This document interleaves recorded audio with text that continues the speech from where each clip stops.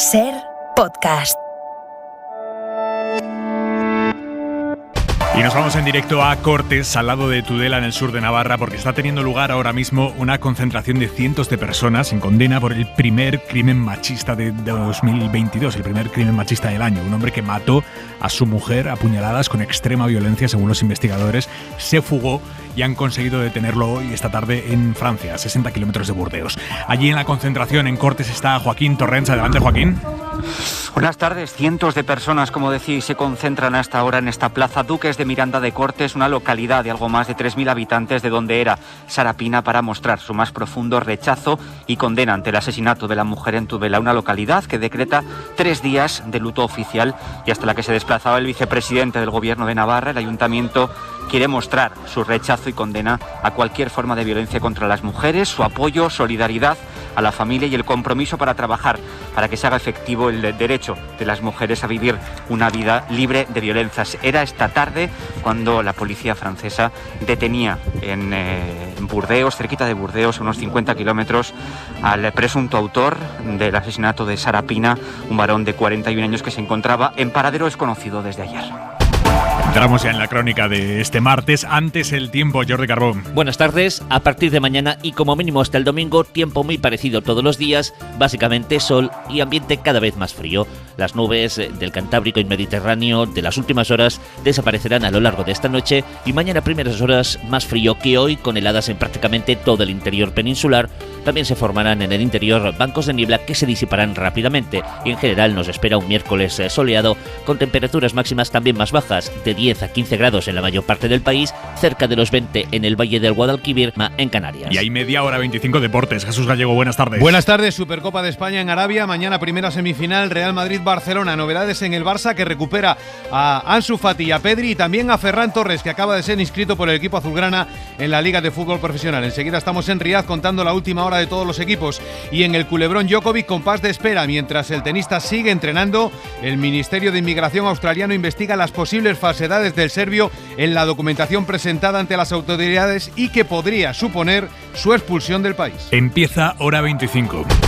Con este mensaje de la Organización Mundial de la Salud. Más del 50% de la población europea se contagiará de la variante Omicron en las próximas 6 semanas. Son los cálculos que maneja ahora mismo la OMS. Más del 50% de la población europea contagiada por Omicron en el próximo mes y medio. Y el otro gran organismo que gestiona la pandemia aquí en Europa, que es la Agencia Europea del Medicamento, ha entrado hoy en el debate de si el COVID es ya o puede considerarse ya una enfermedad endémica, como la gripe, que no hay que monitorizar al detalle contando cada día los datos de contagios. El presidente Sánchez nos confirmó ayer aquí en la SER, en Hoy por Hoy, que están trabajando en un plan en esa línea, aunque no sea a corto plazo. Los responsables de la Agencia Europea del Medicamento han dicho hoy que no estamos todavía en esa fase endémica, todavía es pandémica, que seguimos dentro de una pandemia y que la situación epidemiológica del continente es ahora mismo muy preocupante. Aquí en España el gobierno ha confirmado que fijará el jueves el precio máximo de los autotest de antígenos. Será en una comisión en la que se reúne Sanidad con las comunidades autónomas y van a decidir allí a cuánto se puede vender como mucho estos test utilizadísimos en la sexta ola. Y por trabajar desprotegidos en otra ola, en la primera, un juzgado ha condenado esta tarde a la Generalitat Valenciana a indemnizar a 154 sanitarios, a que les pague. Pero ojo, porque es una sentencia contra la que cabe recurso. El tribunal considera que se puso en grave riesgo de salud a los sanitarios al no darles el material de protección adecuado.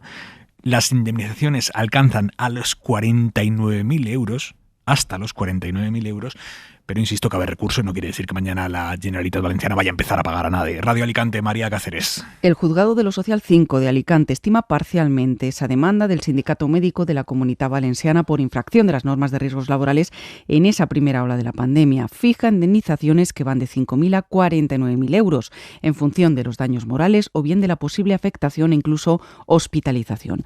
El fallo señala que la Consellería de Sanidad tiene la obligación de adoptar medidas y medios de protección tanto colectivos como individuales y añade que el incumplimiento de las medidas de prevención individual significó un grave riesgo para la seguridad y la salud de todos los trabajadores sanitarios. La sentencia, como señalas, no es firme y la Generalitat Valenciana ya ha anunciado que presentará un recurso de suplicación. Va a más la colisión dentro del gobierno a cuenta de las palabras de Garzón en The Guardian, criticando el modelo de las macrogranjas porque producen carne de peor calidad que después se exporta. Eso es lo que dijo el ministro. El presidente Sánchez ya desautorizó a su ministro ayer aquí en la antena de la SER. Hoy lo ha vuelto a hacer la ministra portavoz del gobierno, Isabel Rodríguez. Frente a las palabras, frente al ruido, hechos y compromiso del Gobierno de España con el sector ganadero. No tendría mucho más que añadir que reiterar que nuestro sector ganadero cumple con todos los estándares de calidad de la Unión Europea. Es un sector de excelencia. Y ha ido más allá el ministro de Agricultura, responsable de la ganadería, Luis Planas, que ha hecho hoy una auténtica tournée por los medios de comunicación, tachando de desafortunadas las palabras de Garzón, reprochándole que no le hubiese llamado antes si pretendía hablar de alimentación, porque esa es competencia de su ministerio, y dejando van a escuchar, expresivo silencio cuando le han preguntado en Onda Cero por la continuidad de Garzón como ministro. Después de escucharle, yo llego a la conclusión de que la persona que desempeña el Ministerio de Consumo es la menos indicada para ese puesto. Ningún comentario por mi parte. Ningún comentario por mi parte. Ante esta posición del sector socialista del gobierno, la vicepresidenta Yolanda Díaz acaba de insistir aquí en la cadena SER, en el programa Buenismo Bien, en que hay que cuidar la coalición, dice. Creo que es importante cuidarnos en general y cuidar la coalición, me parece que sí. Yo creo que, somos muy respetuosos, a veces hay comentarios inadecuados de nosotros mismos, de todos los miembros del gobierno. Y se deben de hacer las cosas con cierto cuidado y con cierto cariño. Y ha planteado el debate de las macrogranjas como un asunto de salud pública. ¿A algún ganadero, a alguna madre, le gustaría consumir productos de macrogranjas o de animales en condiciones complejas? Pregunto, creo que no. Es mucho más que el bulo, ¿no? Es dañar y sobre todo es no poner el interés general por encima de todas las cosas, porque no hay nada más sagrado que la salud pública. Más allá de esta tensión en público entre miembros del gobierno, el PSOE va a unir sus votos a los de Unidas Podemos en el Congreso para impedir que prospere la petición de comparecencia de Garzón. La pide la derecha, la oposición, para atacar al ministro por estas declaraciones. La iniciativa no prosperará. Garzón no tendrá que comparecer en el Congreso, pero los morados están molestos porque querían que la mesa del Congreso ni siquiera admitiera a trámite la petición de comparecencia. Y como el PSOE no se ha opuesto a la mera tramitación, porque considera que no puede oponerse a una cuestión técnica como es la mera tramitación, Podemos les acusa a los socialistas de bajar los brazos frente a la derecha. Ana Fernández Vila, buenas tardes. Buenas tardes. Sí, Unidas Podemos ha llevado ahora su malestar con el PSOE también al Congreso. No ven suficiente ese gesto de sus socios de evitar que Garzón tenga que comparecer por esta polémica y critican que no se debería dar luz verde a iniciativas que, según denuncian, no se basan en hechos. Javier Sánchez Serna, portavoz de Podemos. Creo que el Congreso de los Diputados no puede hacer política terraplanista, es decir, aceptar iniciativas que se basan en bulos, en fake news y, como digo, en terraplanismo. En Podemos explican que cada vez están más preocupados por la postura que han tomado los socialistas en esta polémica, ahora también con la desautorización a Garzón por parte del ministro de Agricultura. Fuentes de la coalición consultadas por la SER avisan de que están propiciando esa imagen de división que buscaba precisamente la derecha ante la primera cita electoral del año, la de Castilla y León. Creen en Podemos que el PSOE se está equivocando si piensan que van a lograr votos desmarcándose de Garzón y de su apuesta por la ganadería extensiva. Sobre esta polémica, algunas voces más de este martes que dan la medida de cómo el debate está entrando ya en terrenos ciertamente surrealistas. Alfonso Fernández Mañueco, presidente de Castilla y León, candidato a la reelección, hoy en Antena 3. Mire, es que el concepto de macrogranjas no existe. Eso es una cortina de humo. Estoy hablando de 37.000 Las macrogranjas no existen, según el presidente de Castilla y León, comunidad en la que hay muchas macrogranjas. O Asier Antona, senador del PP, insultando a Garzón. El ministro es un polla boba, y eso lo entiende todo el mundo, cuando manifiesta lo que manifiesta. Este ministro es un metepatas permanente. Y el presidente de Castilla-La Mancha, Emiliano García Paje, hace unos minutos ha comparecido junto a la vicepresidenta Nadia Calviño, han tenido una reunión, han comparecido juntos después, y García Paje ha bromeado, como van a escuchar, sobre Garzón, los filetes, los chorizos. Al señor Garzón, que creo obviamente que se ha equivocado en su apreciación, lo que quiero es invitarle personalmente a visitar conmigo una empresa cárnica en Castilla-La Mancha, porque es que si no me veo que se va a pasar la vida sin poder pedir un embutido en un restaurante ni poder un filete.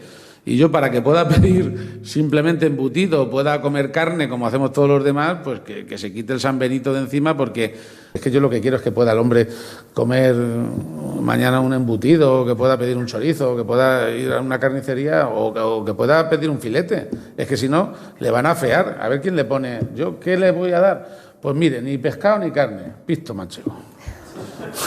Que también es muy bueno.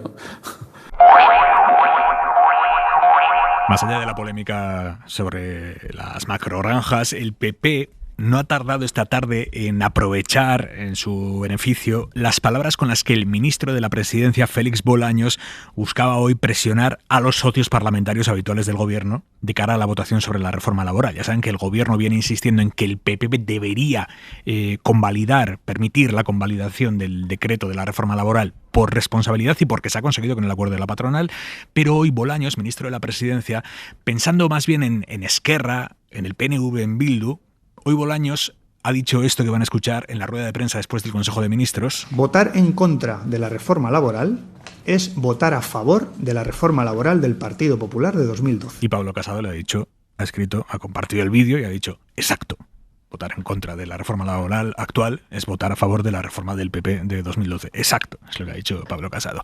En todo caso, a la espera de que se concrete si se convalida o no la reforma laboral, Bolaños ha presentado hoy la lista de normas que el Gobierno tiene previsto aprobar en este año, en 2022.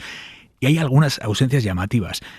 No figura en ese plan nada relacionado con la modernización de la corona, de la que, se acordarán, habló el presidente hace ya un año, ni de la reforma del Código Penal para la rebaja de las penas por delitos de sedición o rebelión. Tampoco figura la reforma de los delitos relacionados con la libertad de expresión que el Gobierno prometió tras la polémica por el encarcelamiento del rapero Pablo Hasél.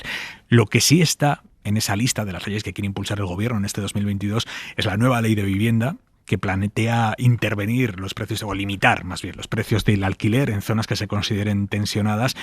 Ya les contamos que la intención del Gobierno es llevarla al Consejo de Ministros la semana que viene. El viernes tiene que pronunciarse sobre este asunto el Consejo General del Poder Judicial, tiene que decir si da su aval o no a la ley de vivienda. Hoy en la SER les hemos adelantado el borrador de lo que va a decidir el Consejo General del Poder Judicial y avala la ley de vivienda. El CGPJ avala la ley de vivienda. Pedro Jiménez. El vocal Álvaro Cuesta tira de sentencias del Tribunal Constitucional para avalar la intervención del mercado del alquiler. El borrador adelantado por la SER sostiene que el derecho de propiedad tiene que conjugarse con los derechos de acceso a la vivienda y de protección a la familia. Dice el borrador que la ley de vivienda que fracturó al gobierno de coalición es un instrumento adecuado para consagrar el acceso a una vivienda para todos aquellos que no pueden hacerlo en condiciones de mercado y para frenar la especulación. Por eso bendice la prórroga de contratos de arrendamiento y la limitación de los precios del alquiler en zonas tensionadas, así como el refuerzo de la protección de los inquilinos vulnerables. En el capítulo de críticas, este vocal considera que hay conceptos que no están bien definidos, como son los de infravivienda o vivienda digna, y advierte de la carga de trabajo que se avecina para jueces y magistrados ante la previsible avalancha de reclamaciones de inquilinos en zonas tensionadas. Y en Cataluña hoy se ha desatado una tormenta política importante a raíz de los cambios de los que ya les hablamos ayer aquí, de cambios en la cúpula de los Mossos, que se han desencadenado con la destitución de Trapero. Les contamos ayer que a Toni Rodríguez, el jefe de investigación de los Mossos, que impulsó algunas investigaciones clave, por ejemplo, por supuesta corrupción a dirigentes independentistas como Laura Borràs, a este altísimo cargo de los Mossos lo han mandado a dirigir una comisaría de la provincia de Barcelona. Se lo han quitado en medio. Y así hasta una treintena de degradaciones por las que el PSC, Ciudadanos y el PP han pedido ya la comparecencia parlamentaria del conseller de Interior. Salvador Illa, líder del PSC, habla incluso de purga dentro de la policía catalana.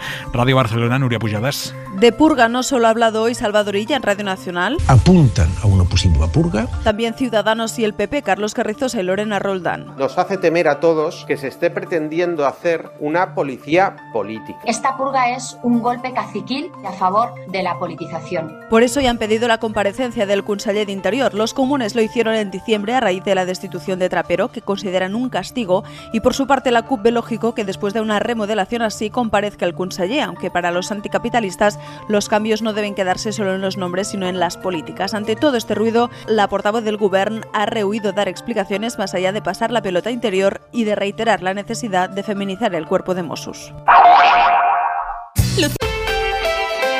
Hora 25.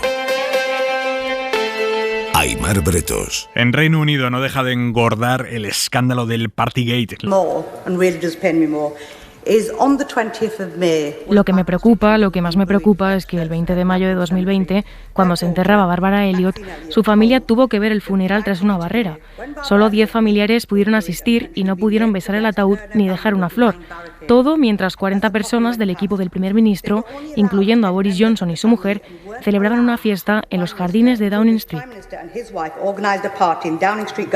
Es una diputada laborista, le ha pedido hoy en la Cámara de los Comunes a Boris Johnson que se disculpe por participar en esa fiesta en mayo de 2020, cuando el país estaba absolutamente encerrado.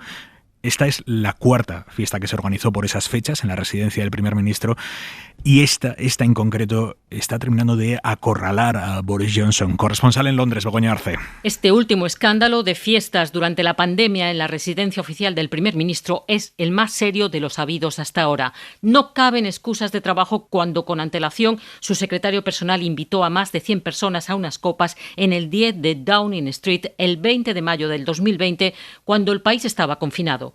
40 acudieron y varios testigos confirman que allí estaban también Boris Johnson y su esposa.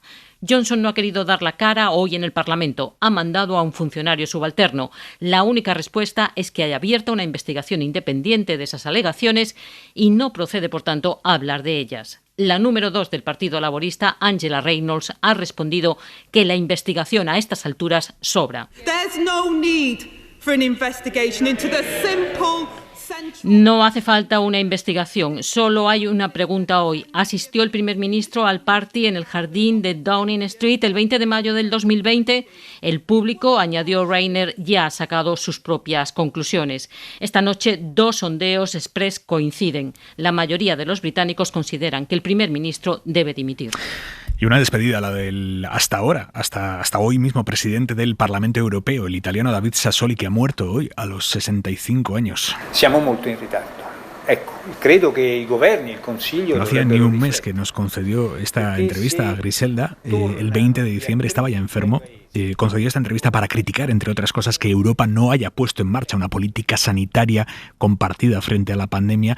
6 días después lo ingresaron en el hospital a finales de diciembre por una complicación en su sistema inmunitario y ha muerto esta madrugada. Es el primer líder comunitario que muere en el ejercicio del cargo y las instituciones europeas se han volcado hoy en su despedida. Corresponsal comunitaria Griselda Pastor. Palabras de tristeza así mezcladas con ternura y un aplauso de los trabajadores y de los diputados del Europarlamento que esta mañana se han concentrado ante las puertas de la Eurocámara para rendir este homenaje póstumo a un hombre atípico, un presidente que en plena crisis envió a los diputados a su casa. Fueron los primeros en trabajar a través de sus pantallas de ordenadores, una medida que generó protestas porque perdían las dietas por asistencia, pero nada modificó la decisión de un hombre que en su gestión política siguió siempre por el derecho, sin ceder a presiones y defendiendo a la Europa del ciudadano.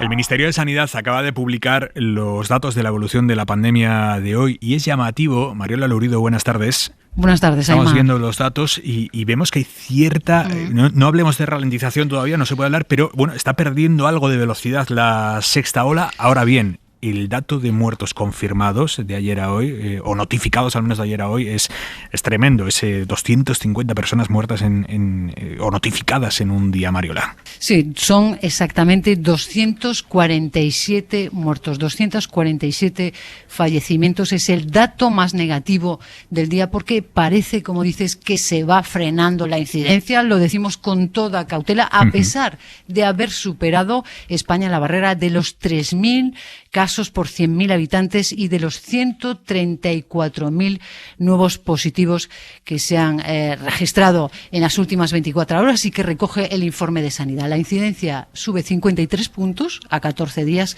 La subida de los últimos días era muchísimo mayor y solo 3 puntos a 7 días. Una cifra también muy baja. Otro dato destacado es que el número de ingresados en la UCI es el mismo que ayer. No ha habido ninguno más, 2.200. Y también es llamativo llamativo que el número de nuevos ingresados, de hospitalizados, ha subido solo en 59 personas. Mariola, gracias, buenas tardes. A ti, hasta luego. Y hoy hemos conocido un descubrimiento científico alucinante. Por primera vez se ha descubierto un planeta que tiene forma ovalada, no es esférico, tiene forma ovalada, es como un balón de rugby. Lo ha localizado el telescopio espacial europeo Keops y en realidad es un exoplaneta, está fuera del sistema solar.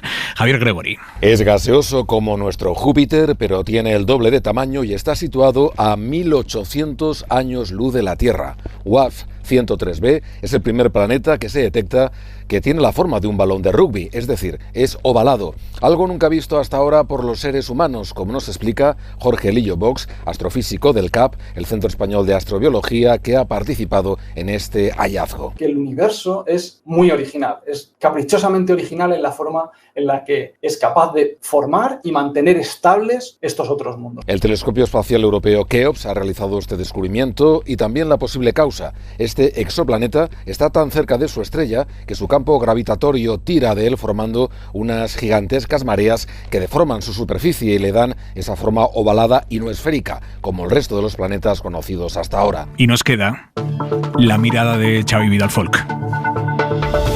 ¿Cuánto durará la agonía de Boris? La frecuencia de los escándalos que atenazan al primer ministro británico es inaudita. Salen a razón de casi una fiesta semanal ilegal en su residencia oficial, en tiempos de pandemia y de confinamiento, no lo olvidemos. Así que la respuesta a la pregunta de cuánto durará debería rezar: poco tiempo. En contra de esta tesis figura la capacidad roqueña del líder populista, que no razona como nosotros en términos de verdad o mentira, de bienestar o malestar público, sino de prejuicios ideológicos y de su fortísima sensación de superioridad personal o de supremacismo, que consiste más o menos en que cada uno de tus errores es más valioso que todos los aciertos de los rivales. No sabemos cuánto durará este vía crucis para la población británica, pero sí se intuye que acabará mal. Acabará mal porque Boris Johnson es bastante incapaz de rectificar y por tanto de reenderezar cuando sigue un rumbo equivocado. Acabará mal porque tiene un enemigo mortífero, su antiguo hombre de confianza, Dominic Cummings, que le odia desde que fue expulsado y que guarda información secreta, valiosa y que administra en pequeñas y oportunas dosis. Y porque la economía no va como un tiro contra lo que prometió en el Brexit. Y acabará mal porque hay valiosos relevos disponibles, tanto en el Partido Conservador, por ejemplo, el ministro de Hacienda, como por vez primera en mucho tiempo en la oposición laborista. Parece solo cuestión de tiempo. Suscríbete a Hora 25. Todos los episodios y contenidos adicionales en la app de Cadena SER y en nuestros canales de Apple Podcast, Spotify, iVoox, Google Podcast y YouTube. Escúchanos en directo en la SER de lunes a viernes a las 8 de la tarde.